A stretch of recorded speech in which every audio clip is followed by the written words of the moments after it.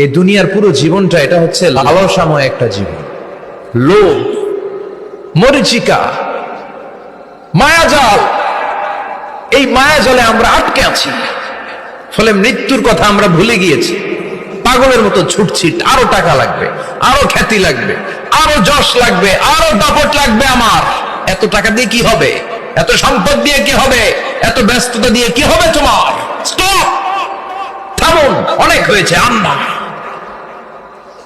থামুন, take a rest and think about death.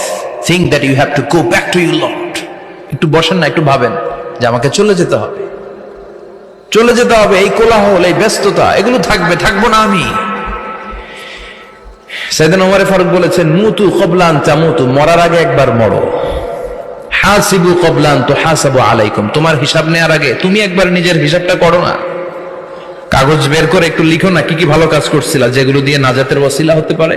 1 2 3, আর কি কি আকাম কুকাম করছো দেখো না।